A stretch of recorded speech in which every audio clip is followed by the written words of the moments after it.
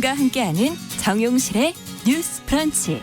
월요일부터 금요일까지 방송됩니다. 네, 정용실의 뉴스 브런치 듣고 계신 지금 시각 10시 43분 넘어서고 있습니다. 이번에는 저희가 작은 서점주의 안목과 개성을 반영해서 골라주는 신간을 하나씩 소개해드리는 시간입니다. 동네 책방, 오늘은 고요서사의 차경희 대표 자리해 주셨습니다. 어서 오십시오. 네, 안녕하세요. 네, 아니 안 그래도 날이 더워서 저도 땀을 많이 흘리고 지금 돌아다니는데 네. 차 대표님 보니까 여름이네요.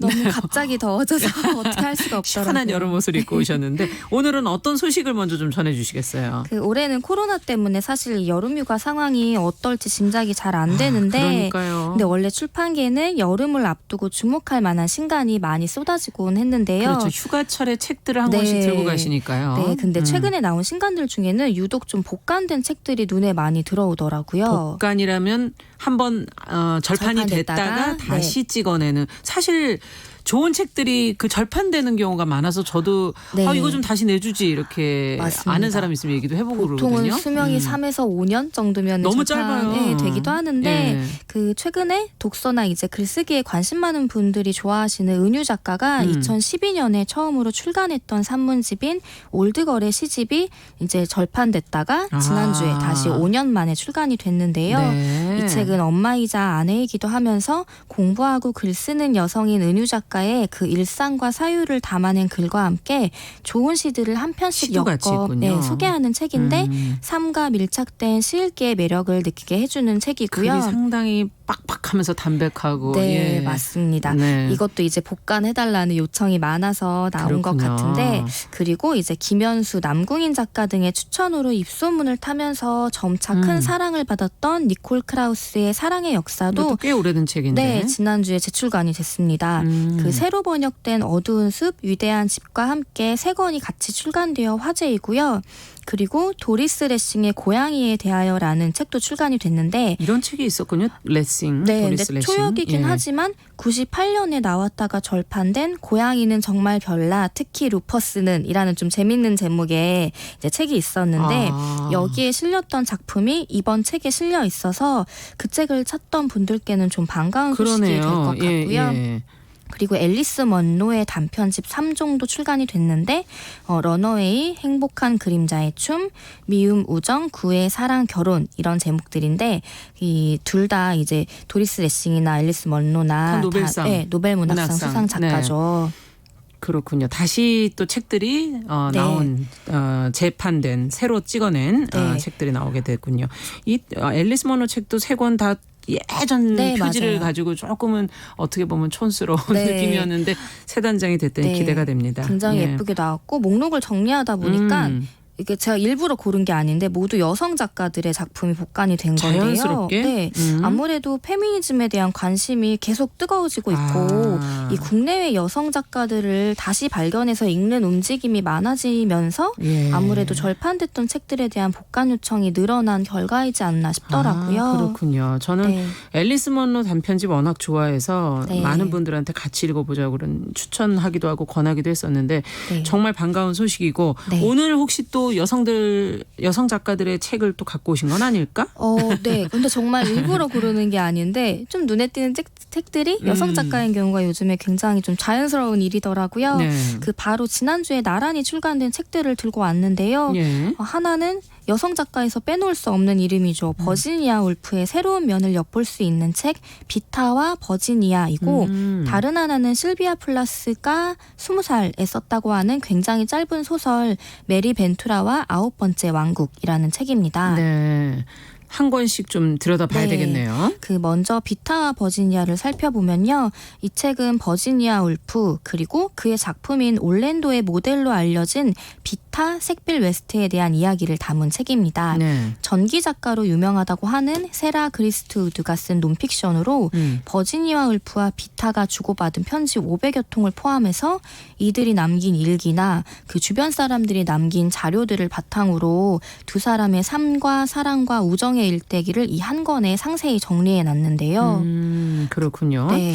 사실 버지니아 울프의 작품은 그 이름은 많이 알려진 거에 비해서는 네. 좀 어렵기 때문에 네, 실제로 맞습니다. 끝까지 다 읽으시는 분들이 그렇게 많지가 않아요. 네, 예. 저희가 이 동네 책방 코너 초반에 전집 발간 소식을 전해드리기도 했는데 펼쳤다가 이제 어려워서 꼭 포기하는 어디선가 접죠. 네, 경우들이 많으시긴 예. 한데 저도 마찬가지고요. 근데 다행히 이 올랜도는 좀 오래된 대저택에 대한 묘사나 워낙 이제 여기서 다 말씀드릴 수는 없지만 독특한 인물 설정 때문에 재미를 느끼며 읽을 수 있는 작품으로 알려져 있는데요. 네. 이 독특한 인물인 올랜도의 모델이자 이 책을 이제 헌사에 적혀 있는 헌정받은 비타 색빌 웨스트는 워낙 이 대작가인 울프의 삶에 많은 영향을 끼친 인물이라서 개인적으로는 이 책이 이제 나온 걸 보고 무척 반가웠는데요. 그러네요. 이 책은 이제 버지니아 울프보다는 덜 알려진 비타 색빌 웨스트의 출생 배경과 성장 과정을 먼저 자세히 설명해 주며 이제 시작을 합니다. 근데 이 책은 비타와 버지니아의 배경이나 관계에만 파고들었다기보다는 둘의 삶과 주변 인물들의 이야기를 통해서 19세기에서 20세기로 건너간 영국의 새로운 시대상을 볼 수 있어서 또 그리고 그 시대상을 문화예술적 관점에서 굉장히 풍부하게 다루고 있는데요. 그런 점들이 좀 이 책을 읽는 미덕이지 않나 싶습니다. 네.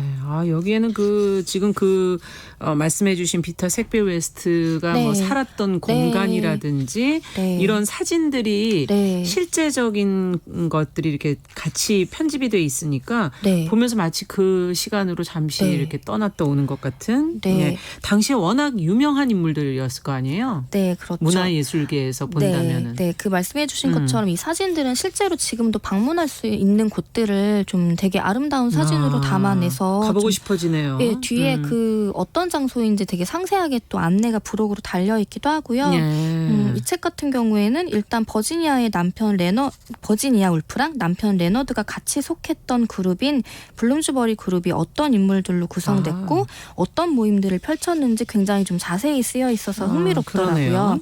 근데 일단 이 비타라는 인물이 낯설게 들릴 청취자분들을 위해서 좀 소개를 해드리자면 본래 이름은 빅토리아 메리라고 하고요. 애칭으로 이제 비타라고 불린 이 여성은 남작의 손녀, 즉 귀족으로 태어났는데 네. 이제 다만 어머니인 빅토리아가 남작의 혼외 자식이라 좀 다소 복잡한 가족사를 품은 인물이기도 합니다. 네.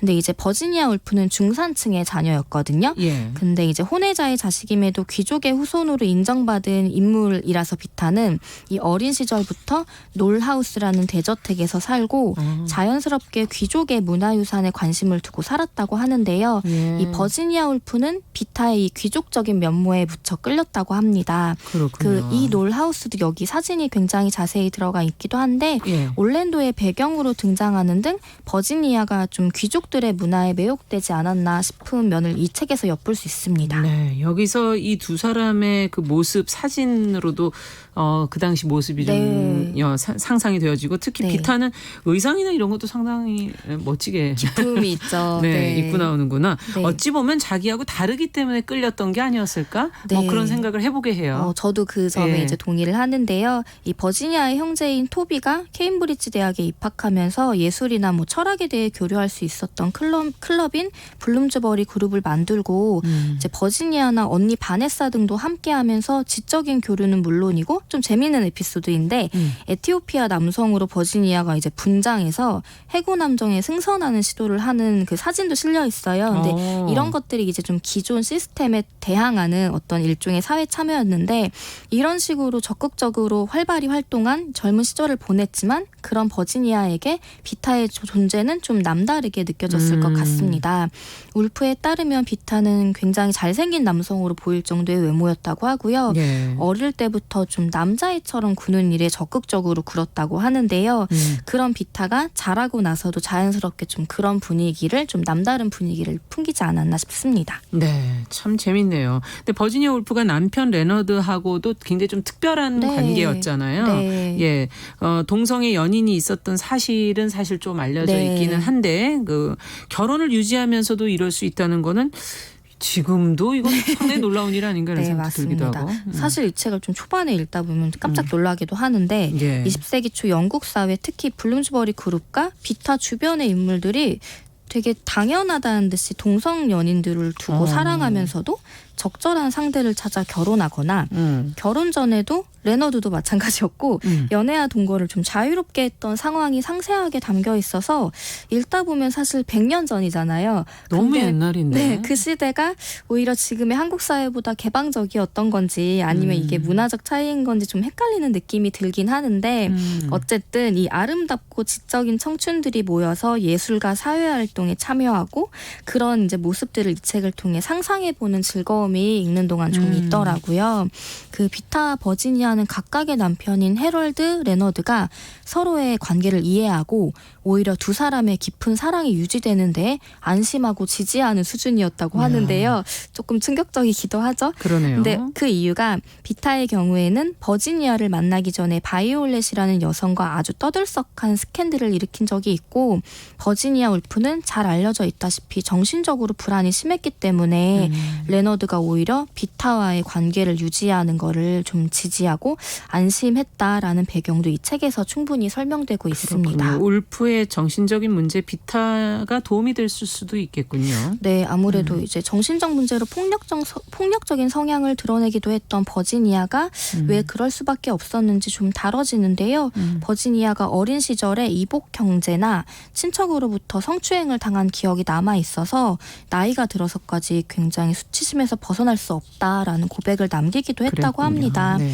그리고 말년에 이를수록 페미니즘적 관점의 작품을 발표하는 버지니아에게 자신의 성 정체성을 늘 탐구하고 동성 간 사랑에 자유로웠던 비타의 영향이 저는 개인적으로 긍정적으로 보이기도 하는데요. 그렇군요. 이 고정적인 성 역할을 감수했던 엄마나 언니에 대해 양가 감정을 지녔던 버지니아가 비타를 통해 여성의 역할과 가능성을 좀 달리 볼 수 있었던 것 같습니다. 네, 오늘 비타 앤 버지니아 얘기하다 보니 시간이 다 갔어요. 네. 저희 한 권의 책을 더 가져오셨는데. 네, 짧게 소개를 해드릴게요. 아니 시간이 거의 다 끝나서요. 그렇구나. 예, 네. 다음 시간에 저희가 소개를 해드려야 네, 되겠습니다. 같이 알겠습니다. 읽어보시면 좋을 네. 만한 여성 작가라는 네. 것만 안내해드립니다. 네.